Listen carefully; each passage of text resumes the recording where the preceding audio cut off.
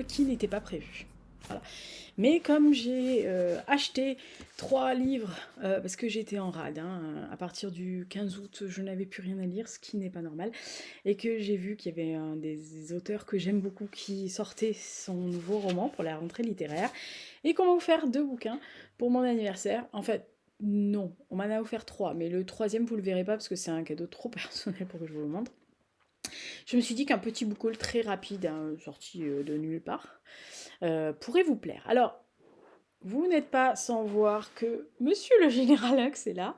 Coucou. Voilà, alors le Général Hux, hein, il aime pas trop quand... voilà, parce que c'est censé être mon fauteuil. Hein. Vous avez remarqué qui est le chef dans la maison. Voilà, c'est lui, c'est clair. Donc ça, c'est le petit book haul que je vais vous faire. Alors rapide, parce que en fait, en gros, je vais vous parler des bouquins dans le point lecture, donc je pense que ça ira. Alors évidemment, hein, comment passer à côté du nouveau roman d'Antoine Chopin qui s'appelle Partie italienne, donc c'est chez Bûcher-Chastel, c'est sorti le 18 août, donc c'est mon cadeau d'anniversaire en avance, je l'ai acheté pour le 18 août. Voilà, je l'ai déjà lu, donc vous avez qu'à aller dans le point lecture d'août et vous verrez, donc le point lecture sera, je pense, le 31 août. Voilà, donc vous verrez ce que j'en pense. Ça se passe en Italie, c'est un Gaspard qui est un artiste contemporain qui joue très bien aux échecs et qui se casse après une exposition de ses œuvres en Italie, en Rome, et qui va tomber sur une jeune femme, Maria, qui joue beaucoup mieux que lui aux échecs et va se mêler leur relation et le passé familial de cette jeune femme. Voilà, je ne peux pas vous en dire plus. Bah oui, c'est Antoine Chopin, quoi. Deuxième livre que j'ai lu, alors pareil, hein, je l'ai déjà lu, vous verrez dans le point lecture, mais bah, je l'ai lu, je l'ai acheté bah, parce que j'avais plus de livres à lire, déjà, premièrement. Et c'est surtout aussi parce que j'ai vu dans le Sud-Ouest un petit encart. Ils ont le dimanche un supplément, quelques pages culture, où ils parlent de livres, de films, de musique, d'expositions, de tout ce que vous voulez. Et il y avait un tout petit encart sur ce livre-là. Et en fait, ah, vous allez voir. J'ai vu le titre, j'ai vu 732. Et ah, la gourde fan d'histoire a crié Charmartel Charmartel Voilà, et donc la gourde a lu. Et puis tout d'un coup, elle voit groupuscule Martel 732. Et là, je me suis dit, ah, je suis obligée de le lire. Je n'ai pas regardé le reste du résumé. Enfin, en tous les cas, de la critique qui avait été faite, parce que je me dis non, je vais me faire spolier. Je n'ai même pas lu la quatrième, je l'ai acheté et j'ai commencé à le lire. Donc ça s'appelle La menace 732, donc c'est chez les éditions de l'Aube. Alors oui, alors, moi les bandeaux comme ça, généralement je les arrache, mais là c'est pas possible, c'est imprimé dessus. Donc de Frédéric Potier. Alors j'ai su après que le garçon est très atypique, hein, c'est un préfet, en plus un arc préfet, la totale. Et donc ça m'étonne pas. Quand j'ai eu fini, voilà, j'ai pas été étonnée par ça. C'est très atypique, mais voilà, je peux pas vous en dire plus. Mais on est dans une France, on va dire, euh, parallèle, actuelle, future. Enfin, vous voyez le truc un peu. Voilà. Il y a eu une élection présidentielle qui s'est tenue. Il y avait 2 femmes qui pouvaient être élues. Une de gauche, on va dire extrême gauche, gauche, écolo, bobo, machin truc. Et extrême droite. Et à très très peu de voix près, on va dire vraiment peanuts. Hein. Je parle pas de millions, hein, je parle de dizaines. Voilà. Hein. Y en a une qui est élue au détriment de l'autre et ça fait une scission, on va dire un chambardement dans la France parce que bah, en vrai il y a la moitié de la France qui n'est pas d'accord avec le choix de la présidente. Et là, bah, c'est les arcanes, les petits arrangements entre amis et ennemis, les luttes de pouvoir et le tout arrosé par un groupuscule d'extrême droite qui décide, en fait, en gros, de rétablir bah, la vraie présidente à la tête de l'État et qui va mener des actions assez violentes qui va faire des coups d'éclat et qui va en fait prendre le... Voilà. Oui, ah bah oui. Je fais ce que je veux. Alors, ensuite, j'ai acheté, je l'avais repéré au printemps 2020, mais j'en avais quand même pas mal d'autres à lire.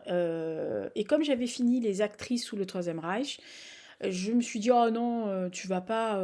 Et entre-temps, je suis pas bête, non. Mais entre-temps, j'ai vu un livre qui sort chez Perrin, que je vais acheter en septembre parce que j'adore, je le veux celui-là.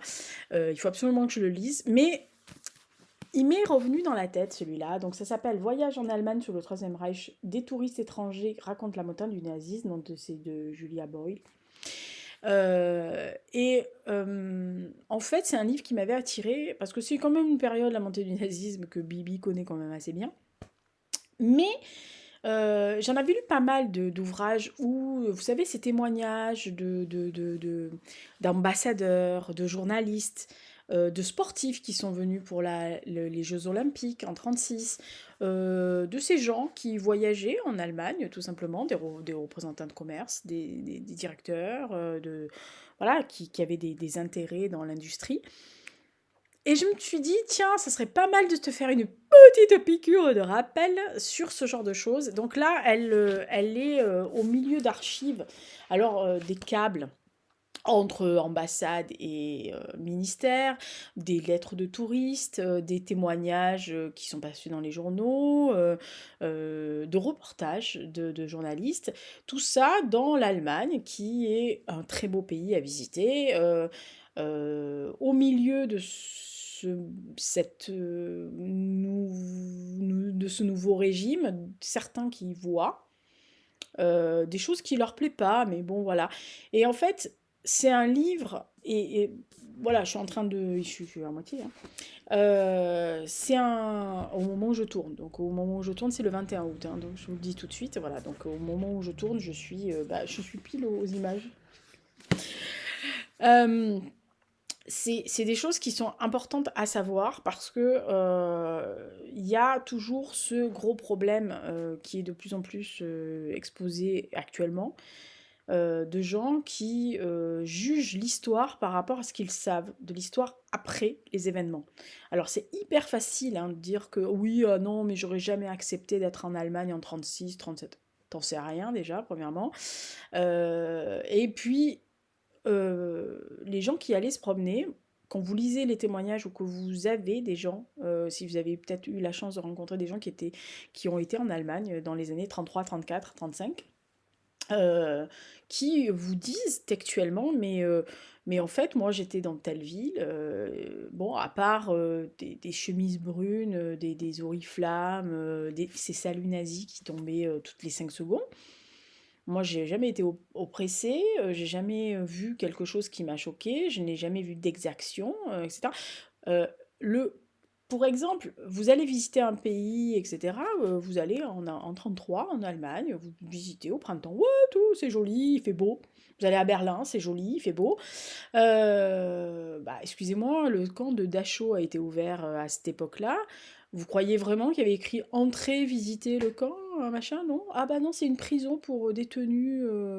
Voilà. Bah, si on vous dit c'est une prison pour détenus, vraiment vous allez avoir la curiosité alors que vous êtes en vacances ou que vous êtes là pour signer un contrat ou que vous êtes juste là pour passer des vacances, comme beaucoup d'Allemands, d'Américains et de Britanniques faisaient en Allemagne. Honnêtement, vous allez vraiment aller visiter ça si on vous dit que c'est une prison? Voilà. Il n'y avait pas de signe avant-coureur, il y avait très peu de gens qui étaient au courant. Il faut arrêter de penser que tout le monde était au courant des 33, hein, de ce qui se passait. Et c'est pareil pour 1936, les Jeux Olympiques, ils ont gommé tout. Ils ont tout gommé. Enfin, je veux dire, il y a des gens qui sont arrivés en pensant que c'était ouais, ils ont raison. Non, non, ils sont bien. Voilà. Alors, il y avait aussi le contexte des années 30 qui faisait que, par exemple, en Angleterre, vous aviez des gens comme Mosley, hein, qui était un extrémiste de droite et qui était très lié au régime nazi. Et ces extrêmes droites montaient de plus en plus, y compris aux États-Unis. Donc c'était une période assez trouble parce que il y avait ces sentiments-là dans beaucoup de pays. Et donc c'était pas surprenant d'avoir des gens qui avaient des pensées d'extrême droite, qui avaient des pensées racistes, qui avaient des pensées antisémites. C'était malheureusement le contexte politique de l'époque, la sortie de la Grande Guerre, hein, je rappelle. Voilà. Donc, pour l'instant, je vous dis, hein, j'apprends rien sur le contexte, machin, mais j'aime bien, je trouve que c'est hyper intéressant à lire parce que il y a des gens, des lambda, hein, comme moi, vous et moi, qui auraient pu se retrouver dans cette situation-là, à ce moment-là, visiter l'Allemagne, tranquillou, bilou. Oh, il fait beau. Puis c'est beau aussi, il y a des très belles endroits, il y avait des très belles villes médiévales avant qu'elles se prennent des bombes dans la gueule. Donc franchement, c'est très agréable à lire. Et on m'a offert 2 livres, et la personne qui me les a offerts, c'est un de mes ex, me connaît bien. Il me connaît bien. Il sait que je suis pas téméraire pour 3 sous, mais que je suis fascinée par ce genre de choses. Ah la tarée. Voilà, il m'a offert 2 livres qui parlent de l'Antarctique, parce que moi je suis un peu alors je suis ma boule d'épaule, hein, moi mon rêve c'est d'aller en Antarctique ou en Arctique, avec les manchots, les machins, les bidules. Bon, sachant que je suis pas téméraire pour 3 sous, et que perso, risquer ma vie sur un glacé, c'est pas ma came. Voilà, vous me verrez jamais en haut du Mont Blanc, ni de l'Himalaya, ni de quoi que ce soit, hein, non, voilà. Mais je suis fascinée. Alors, je pense que c'est la faute de ma grand-mère maternelle qui me bourrait de, de livres, notamment de L'homme de sa vie qui était Paul-Émile Victor, et de tous les grands découvreurs d'épaule, etc. Donc là, lui, il m'a offert Otto Nordensk, genre, donc 22 mois dans les glaces. Alors ça, c'est l'expédition en 1901. Véritablement, c'est un truc, ils vont aller se mettre sur un baleinier pour atteindre justement l'Antarctique, et ça va être 22 mois de galère, mais absolue. Moi, j'ai vraiment... Voilà, il y avait... Enfin, il faut s'imaginer 1901 sur un baleinier en Antarctique, avec des scientifiques, avec des, des marins, avec tout ça qui vont se retrouver, il y a des savants, ils vont se retrouver broyés par les glaces, enfin, sur leur bateau va être broyé par les glaces, ils vont se retrouver éparpillés façon Pulse, dans l'Antarctique, dans des conditions de pourritos, hein. Et à l'époque, on n'avait pas la polaire, hein, ça n'était pas... Non, t'avais pas. Il y avait peu d'agneaux si vous vouliez pour survivre, mais voilà, c'est tout. Donc, il m'a dit, je pense que tu vas adorer. Je fais, ah bah ouais, tu m'étonnes. Voilà. Et autre, évidemment, il connaît mes goûts, hein, la bête. Donc, c'est Apsley Cherry Garhart, donc le pire voyage du monde, Antarctique, hein, toujours 1910-1913. Alors là, c'est...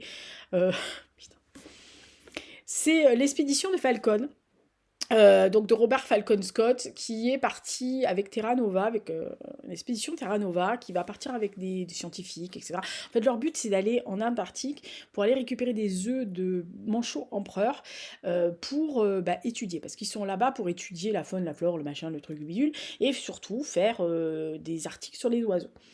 Et ce jeune garçon, donc lui, hein, l'auteur, il n'est pas du tout scientifique, hein, il n'a aucun rapport avec la choucroute, mais il va se retrouver, il est tellement enthousiaste qu'il va aller avec cette expédition, et alors là, ça va être la galère.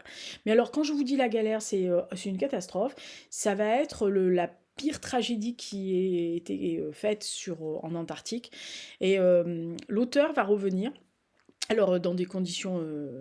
moi, voilà, je vous laisse découvrir si ça vous intéresse, ou aller taper son nom et voir ce qui s'est passé, si vous voulez pas lire le livre.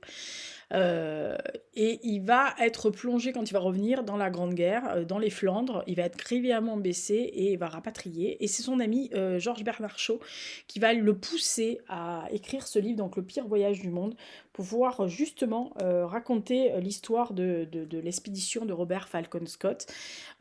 Franchement, c'est un truc... voilà. Alors là, c'est un plus gros livre, donc il y a quelques photos, mais c'est... voilà, il y a des dessins ils ont fait sur place, etc. Mais c'est vraiment l'aversité incroyable. Enfin, c'est ce truc... voilà. Et il rend hommage à tous les hommes qui sont tombés pendant cette expédition. Voilà, ça c'était donc tous mes bouquins, donc les 3 que j'ai achetés, puis les 2 qu'on m'a offert, plus le 3e, et je remercie ceux qui m'ont... les 3 qui m'ont offert. Les 2 personnes qui m'ont offert, donc le 3e livre offert, la fille qui va y arriver. Très très beau livre comme d'habitude, je suis en train de me faire une collection. Moi je couine comme un gorille à chaque fois que j'ouvre, mais j'adore. Voilà, donc ça c'est le petit mini book haul avec le Général Alex. On est beaux tous les deux. Hein. Général Alex, tu veux pas regarder la caméra? T'en fous? Super. Et il y a des animaux.